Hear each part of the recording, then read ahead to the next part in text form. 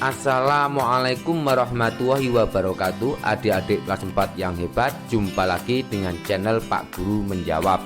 Dan selamat datang juga bagi adik-adik yang baru bergabung di channel ini.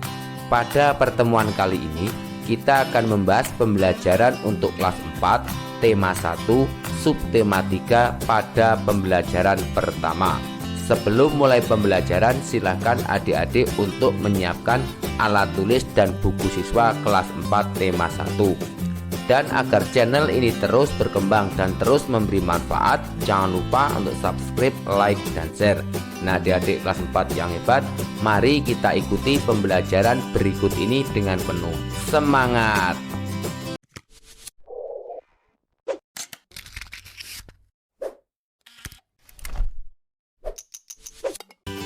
Adik-adik kelas 4 yang hebat, mari kita mulai pembelajaran hari ini.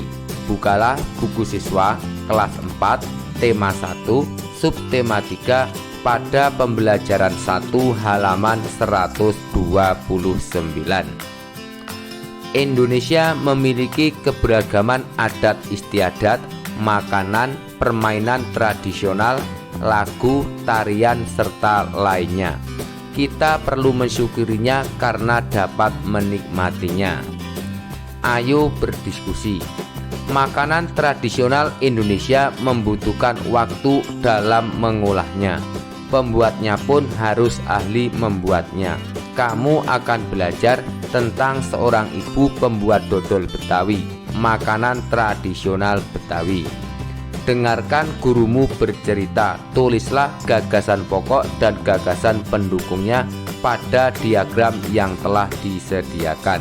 Diskusikan dengan temanmu diagram yang kamu hasilkan. Dengarkan kembali cerita selanjutnya dari gurumu. Lakukan hal yang sama pada diagram berikutnya. Adapun cerita yang dibacakan gurumu berjudul Dodol Betawi Mak Salma. Setelah gurumu selesai menceritakan cerita tersebut, mari bersama-sama kita mencari gagasan pokok dan gagasan pendukung untuk diisikan pada halaman 130. Paragraf 1 halaman 130. Gagasan pokok ulang tahun Kota Jakarta sebentar lagi. Gagasan pendukungnya: 1. Mak Salma adalah pembuat dodol tradisional Betawi di kampungnya. 2. Menyambut ulang tahun Kota Jakarta, banyak pertokoan yang mengadakan festival Betawi. 3. Makanan Betawi menjadi jajanan di festival. 4. Kerak telur, bir pletok, dan dodol Betawi menjadi primadona makanan dalam menyambut Dirgahayu Jakarta. Paragraf kedua halaman 131. Gagasan pokoknya: pembuatan dodol Betawi membutuhkan kerjasama. Sedangkan gagasan pendukungnya: 1. Sudah sejak seminggu yang lalu Mak Salma bekerja keras membuat adonan dodol. 2. Ketan, gula merah, gula pasir, dan santan dicampur menjadi satu. 3. Mak Salma dan ibu-ibu menyiapkan bahan, memarut kelapa, dan menumbuk beras ketan. 4. Proses mengaduk ini dilakukan terus-menerus selama 8-12 jam. 5. Pembuatannya memang berat dan lama. Kemudian paragraf ketiga halaman 132. Gagasan pokoknya: pembuatan dodol Betawi Mak Salma dapat melestarikan budaya, memupuk kerjasama, dan menjalin keakraban antar warga. Sedangkan gagasan pendukungnya: 1. Mak Salma selalu melibatkan tetangga-tetangganya. 2. Mak Salma ingin rezeki yang diperolehnya dari dodol Betawi tidak dirasakannya sendiri. 3. Mak Salma juga ingin dodol Betawi selalu dikenal. Dan 4. Ia ingin warga di sekitarnya juga ikut melestarikan makanan tradisional milik kampung sendiri. Kemudian pada halaman 134, diskusikanlah dengan teman sekelompokmu tentang makanan tradisional yang kamu ketahui. Sampaikan asal daerahnya, bagaimana membuatnya, dan kapan biasanya masyarakat setempat mencicipinya. Berikut adalah beberapa contoh makanan tradisional. 1. Lempah kuning. Lempah kuning merupakan makanan ciri khas daerah Pangkal Pinang. Bahan utama dalam masakan lempah kuning ini adalah ikan. Makanan yang sering disertakan dalam berbagai upacara adat ini merupakan makanan utama. Sepintu sedulang, yang berarti segala sesuatu dikerjakan bersama-sama, merupakan tradisi masyarakat Pangkal Pinang, di mana lempah kuning merupakan lauk pauk utama yang dimasak dan dimakan secara bersama-sama. 2. Ketan uli. Ketan uli merupakan makanan khas bagi masyarakat Betawi yang dibuat dari beras ketan. Makna dalam pembuatan ketan uli melambangkan kekeluargaan atau silaturahmi yang terjaga antara keluarga. Kebersamaan yang terlihat dalam proses pembuatan makanan khas ini adalah adanya pemisahan tugas dalam cara pembuatannya. 3. Tumpeng. Tumpeng merupakan cara penyajian nasi beserta lauk pauknya membentuk kerucut dan sering ditemukan saat upacara keagamaan atau upacara tradisional ataupun selamatan lainnya. Lauk pauk yang berjumlah 7 macam melambangkan 7 pertolongan. Tumpeng ini bertujuan sebagai ungkapan rasa syukur kepada Tuhan secara bersama-sama. Tumpeng berwarna kuning mempunyai arti kekayaan dan moral yang luhur. Sedangkan tumpeng putih dalam adat Jawa melambangkan kesucian dan biasanya disajikan dalam upacara sakral. Grebeg Maulid Nabi sebagai tradisi Keraton Solo yang mengusung 4 tumpeng raksasa setinggi 3 meter dinanti-nanti oleh ribuan warga yang ingin berebut isi dari tumpeng raksasa tersebut. 4. Ketupat. Ketupat merupakan makanan khas Indonesia terbuat dari nasi yang dibungkus oleh janur dan berbentuk jajaran ginjang. Ketupat ini sering disajikan pada saat hari raya keagamaan. Tradisi ketupat lebaran mempunyai arti mengakui kesalahan. Di daerah Bali, ketupat ini dipersembahkan sebagai sesajen dalam upacara. Pembuatan cangkang ketupat ini diawali oleh pengambilan janur dan setelah itu baru dibentuk seperti jajaran ginjang. Proses dari mulai pengambilan bahan untuk cangkang ketupat sampai menjadi hidangan melibatkan kerjasama dan kebersamaan dalam pembuatannya. Berikutnya pada halaman 135.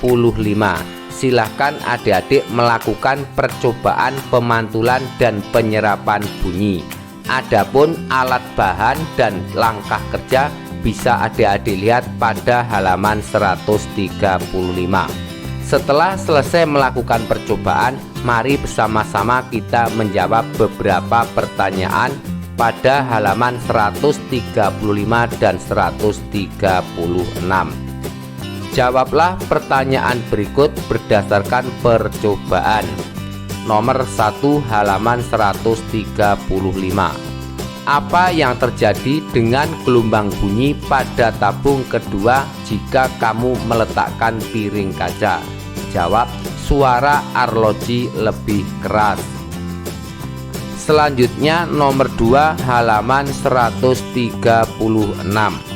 Ketika piring kaca diganti dengan gabus yang empuk, apa yang terjadi? Jelaskan.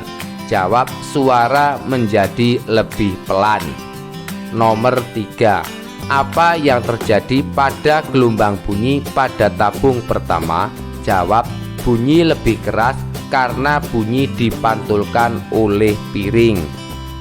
Kemudian pada halaman 137 tulislah laporan kegiatan percobaan tentang sifat bunyi yang baru saja kamu lakukan. Mari bersama-sama kita membuat laporan kegiatan percobaan yang baru saja dilakukan. Nama percobaan, percobaan pemantulan dan penyerapan bunyi. Tujuan percobaan membuktikan bahwa bunyi dapat dipantulkan dan diserap. Alat-alat yang dibutuhkan: piring kaca, piring plastik, piring kaleng, gabus, 2 tabung kertas, beberapa buku, dan arloji yang berdetak. Langkah kerja: 1. Susunlah 2 baris buku dengan ketinggian yang sama. 2. Letakkan tabung-tabung di atas buku dengan hati-hati. 3. Pegang arloji di telingamu. Dengar baik-baik untuk meyakinkan bahwa kamu mendengar bunyi detak arloji. 4. Letakkan arloji dalam salah satu tabung. Dengarkan dari ujung tabung yang lain. Apakah kamu dapat mendengar bunyi detakan jarum arloji? 5. Minta tolong pada temanmu untuk memegang piring atau benda lain di ujung tabung yang lain seperti pada gambar. Apa sekarang kamu dapat mendengar bunyi detakan jarum arloji? Gelombang bunyi memantul pada piring dan merambat melalui tabung kedua di telingamu. Coba ganti piring kaca dengan gabus yang empuk. Adakah perbedaan dengan yang sebelumnya? Ketika piring kaca diganti menjadi gabus, gabus yang empuk menyerap gelombang bunyi, sehingga kita tidak dapat mendengar bunyi arloji. Apa yang terjadi pada gelombang bunyi pada tabung pertama? Gelombang bunyi merambat dari arloji menuju tabung pertama. Hasil percobaan. Percobaan 1. Bunyi yang dipantulkan pada benda yang keras akan memantul. Percobaan 2. Bunyi yang dipantulkan pada benda yang lunak atau gabus, bunyi tidak dapat memantul atau bunyi diserap. Kesimpulan: bunyi akan dipantulkan apabila mengenai benda keras dan diserap apabila mengenai benda yang empuk. Selanjutnya pada Ayo Renungkan halaman 138. Apa yang kamu pelajari dari kegiatan ini? Jawab: hari ini saya mempelajari tentang mengidentifikasi gagasan pokok dan gagasan pendukung.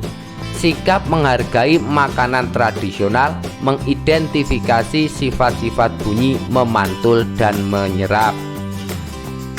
Kesulitan apa yang kamu hadapi pada pembelajaran hari ini? Kesulitan yang saya hadapi pada kegiatan pembelajaran kali ini adalah menentukan gagasan pokok dan gagasan pendukung. Nah, adik-adik kelas 4 yang hebat, demikianlah untuk pembelajaran hari ini. Semoga bermanfaat, dan agar tidak ketinggalan pembelajaran yang akan datang, jangan lupa untuk subscribe, like, dan share. Sekian dari kakak. Wassalamualaikum warahmatullahi wabarakatuh.